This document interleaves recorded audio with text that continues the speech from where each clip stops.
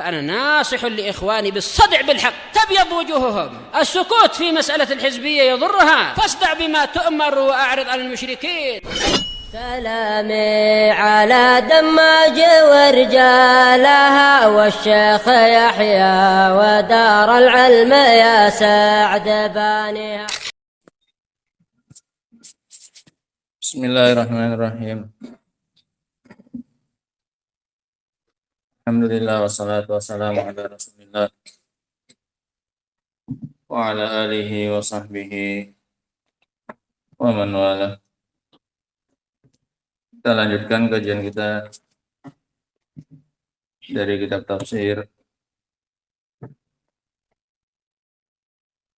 sampai pada ayat yang ke-24, di mana Allah Subhanahu wa taala mengatakan,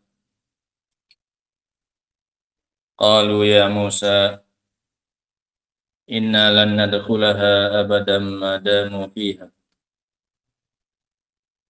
fadhhab anta wa rabbuka faqatila inna hahuna qa'idun.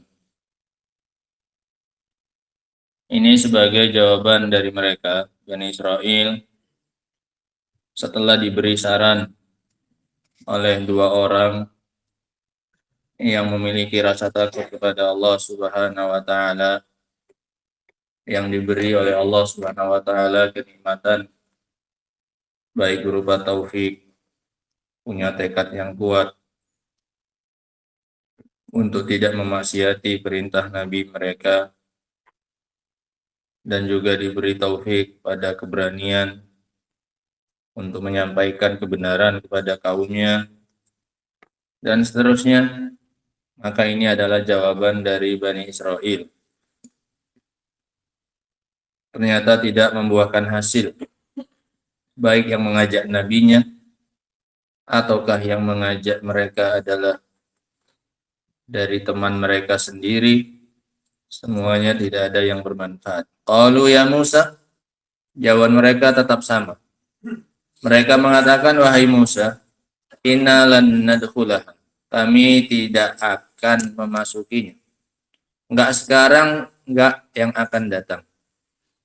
Abadan, ini penambahan penguatan yang tidak ada pada penolakan mereka yang pertama. Penolakan mereka yang pertama, mereka hanya mengatakan lan nadkhulaha, kami tidak akan memasukinya hatta yakhruju minha, tanpa dikuatkan dengan abadan, selama-lamanya. Ini juga jadi dalil bahwasanya lan ini penafiannya tidak memberikan faedah takbid. Lan ini penafiannya tidak memberikan faedah takbid. Takbid itu untuk selama-lamanya, ke depan sampai kapanpun tidak. Sebagaimana yang dipahami oleh Zamakhsyari, yang mengatakan bahwasanya lan itu memberikan faedah selama-lamanya, penafian. Dia ingin menolak sifat bahwasanya Allah Subhanahu wa taala itu tidak bisa dilihat. Dia ingin menolak sifat itu. Dikarenakan Allah Subhanahu wa taala pernah mengatakan kepada Nabi Musa, lan tarani, engkau wahai Musa tidak akan pernah bisa selamanya, kata dia, untuk melihatku. Sehingga bahkan sampai hari kiamat pun Allah tidak bisa dilihat. Kenapa mereka meyakini hal seperti ini dan tidak mau menetapkan bahwasanya Allah bisa dilihat bahkan sampai hari kiamat? Karena menurut mereka konsekuensinya nanti kalau Allah bisa dilihat berarti Allah punya jihah, berarti Allah punya arah. Kalau bisa dilihat kan berarti pasti ada arahnya. Ke arah mana kamu melihatnya? Paham ya? Makanya mereka nggak mau menetapkan bagi Allah itu bisa dilihat, karena mereka tidak mau mengatakan Allah berada di salah satu arah. Kalau dibilang Allah bisa dilihat berarti pasti ada banyak arahnya, kata mereka. Nah, maka Ahlussunnati wal Jamaah mengatakan iya Allah punya arah. Arah tersebut adalah jihatul ulu, arah ketinggian.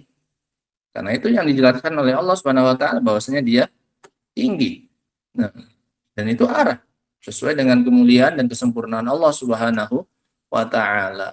Nah, sehingga ini faedah secara lughawiyahnya nyerempet-nyerempet kadang dalam permasalahan akidah.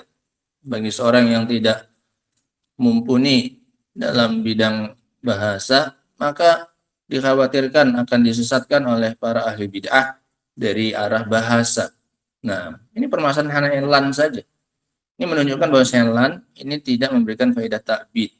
Di sini buktinya mereka sampai menguatkannya lagi dengan ta'bid abadan. Sementara yang pertama mereka tidak menggunakan apa ini? Ta'bid. Nah, madamu fiha, selama mereka masih berada di dalamnya, kami tidak akan pernah memasuki negeri tersebut. Fadhhab anta wa rabbuka, pergi kamu dan Rabbmu saja. Pergi engkau berdua saja dengan Tuhanmu. Faqatilah, berperanglah kalian. Kalau kalian tetap mau perang, ya udah kalian berdua saja. Kamu sama Rabbmu. Disuruh Nabi sama siapa? Tuhannya. Itu pun Tuhan yang ngomong nih. Rabbuk, kamu dan Tuhanmu. Pada Tuhan siapa ini? Tuhan mereka. Tapi karena lancangnya mereka sudah manggilnya pakai nama ya Musa.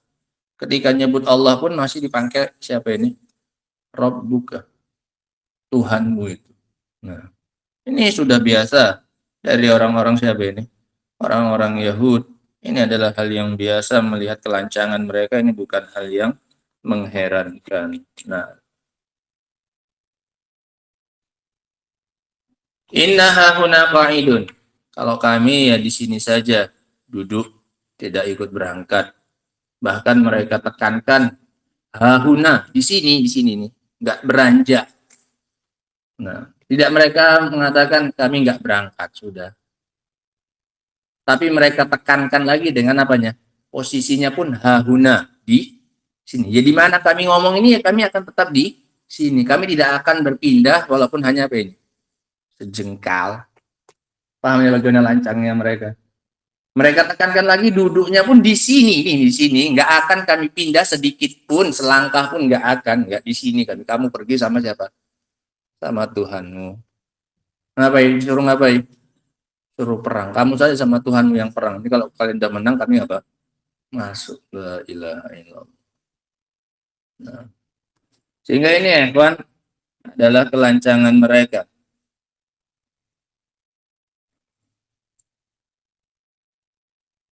Di antara bentuk kelancangan mereka dalam ayat ini ya kawan, sama seperti yang pertama, mereka memanggil Nabi mereka dengan namanya, ya Musa. Ini kelancangan mereka yang pertama. Tidak hanya tidak mau berangkat jihad, tapi juga disertai dengan kelancangan-kelancangan. Satu, mereka memanggil nama Nabi mereka dengan Musa. Yang kedua, mereka mengarahkan perintah kepada Robnya dan juga kepada nabinya. Padahal yang namanya perintah itu dari atas ke bawah. Tapi dengan lancangnya mereka yang merintah. Mereka yang nyuruh. Ini kelancangan. Berani menyuruh-nyuruh nabi dan Tuhannya. Nah, idhab anta wa rabbuka. Ini menunjukkan kesombongan mereka. Yang ketiga, kelancangan mereka adalah ketika mereka tidak menyandarkan Rob kepada diri mereka. Idhab anta wa rabbuka. Hanya kepada Musa disandarkan. Robmu itu Musa, bukan Rob, bukan Robnya kami. Faka'anna rabbahu laisa rabban lah. Seolah-olah Tuhannya Musa itu bukan Tuhannya siapa? Mereka, Bani Israel. Ini lagi-lagi bentuk kelancangan mereka. Nah, sampai-sampai ya, kawan. Sebagian ulama menganggap ini kayaknya nggak mungkin ini. Kalau yang dimaksud dengan Rob ini adalah siapa ini? Adalah Allah, Abdurrahman. Geser-geser Abdurrahman.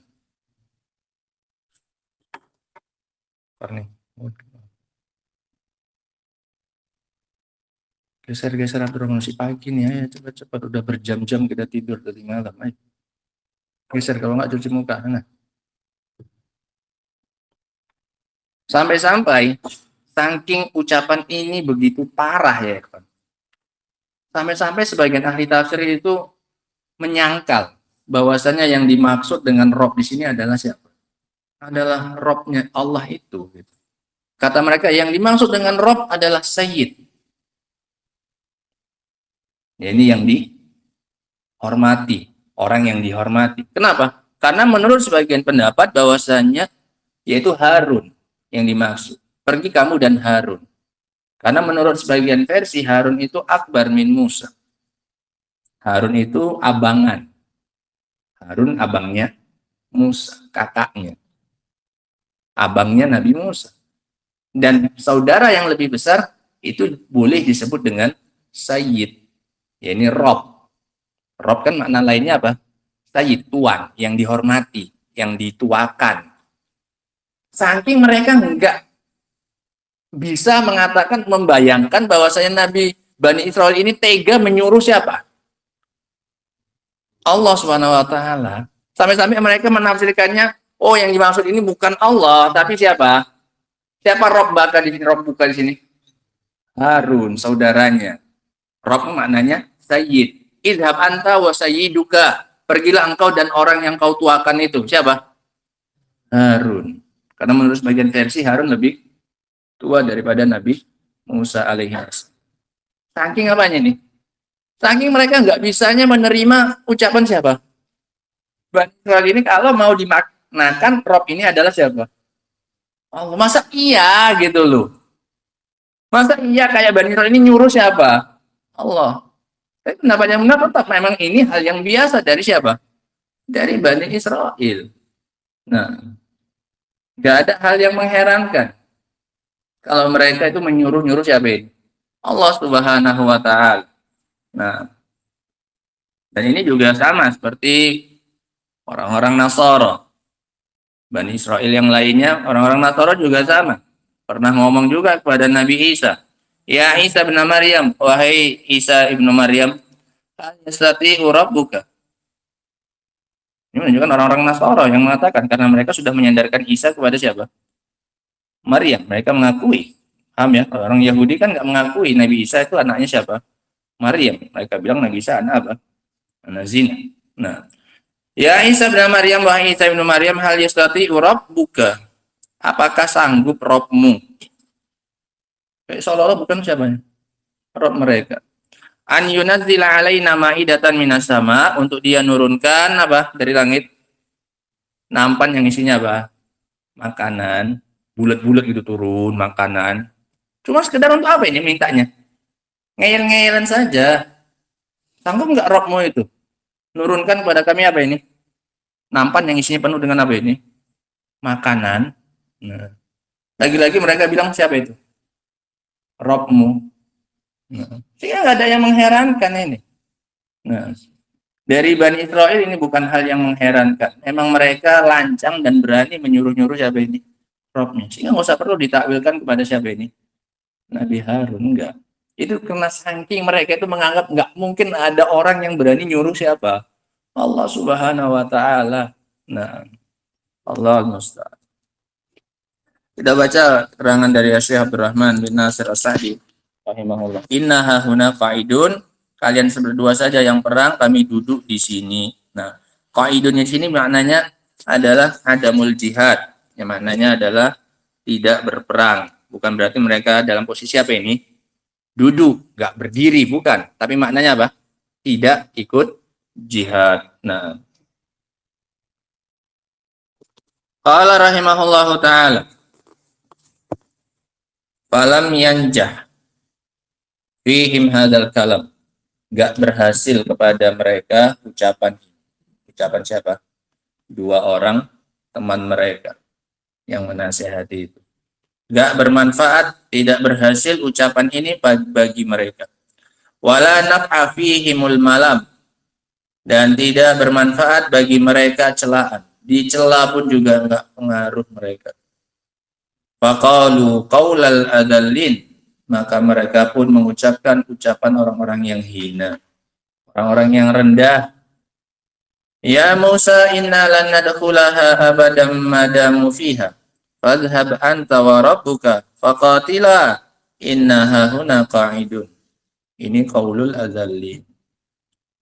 Fama asna'a hadzal kalama min. Betapa parahnya dan rusaknya ucapan ini dari mereka. Wa muwajahatuhum li nabiyihim fihi fi hadzal maqamil harijil dayyiq. Dan bagaimana mereka mengarahkan menghadapi, menyikapi nabi mereka dalam kondisi sempit seperti ini. Kondisi mau apa ini? Mau jihad, sanggup-sanggupnya masih menyikapi nabi mereka dengan lancang seperti ini. Padahal sedang kondisi apa ini? Sulit, sempit. Mau perang ini sudah. Nah, alladzi qad da'atil haja wad darurah ila nusrati nabiyihim, yang mana sangat dibutuhkan dan sudah dalam keadaan darurat bagi mereka untuk menolong nabi mereka. Harusnya mereka bersatu padu saat itu karena sedang menghadapi musuh di depan. Ini malah membiarkan siapanya? Nabinya. Padahal sudah dalam kondisi darurat bagi mereka, nggak ada pilihan lain kecuali membela dan menolong siapanya? Nabinya. Malah sanggup-sanggupnya mereka lancang seperti ini kepada mereka. Wa izaz anfusihim. Harusnya mereka memuliakan jiwa-jiwa mereka, diri mereka. Wa bihadza wa amsalihi. Maka dengan kisah yang seperti ini dan yang semisalnya, yadharut tafawutu, maka tampaklah perbedaan jelas baina sairil umami wa ummati Muhammadin sallallahu alaihi wasallam. Maka nampak perbedaan kelas antara umat-umat yang lain dengan umatnya Muhammad sallallahu alaihi wasallam. Dari kisah penolakan dan pembangkangan Bani Israel ini, ketika diajak jihad oleh nabinya, bagaimana mereka menolak nabinya, maka nampak jelas bagaimana beda kelasnya antara umat yang lain dengan umatnya siapa? Muhammad sallallahu alaihi wasallam. Itu qala sahabatu li Rasulillah sallallahu alaihi wasallam. Di mana para sahabat berkata kepada nabinya Rasulullah sallallahu alaihi wasallam, hina syawarahum fil qitali yauma badrin. Ketika Rasul mengajak mereka musyawarah untuk berperang pada perang Badar. Rasul mengajak mereka musyawarah. Ditanyai semua orang-orang muhajirin dan yang lainnya, semua jawabannya Rasul masih minta lagi. Kalau kalian terus apa? Kalau kalian apa bagaimana? Maka akhirnya orang-orang Ansor pun merasa, iya nata'ni ya Rasulullah. Seakan-akan engkau menginginkan jawaban dari kami, wahai Rasul. Orang Ansor belum ngasih jawaban. Kalau orang muhajirin wajar. Memang dari kecilnya sudah bersama dengan siapa ini? Rasul SAW. Memang sudah sama-sama orang kampung sama. Yang diharapkan Rasul jawaban siapa ini? Jawaban Ansor.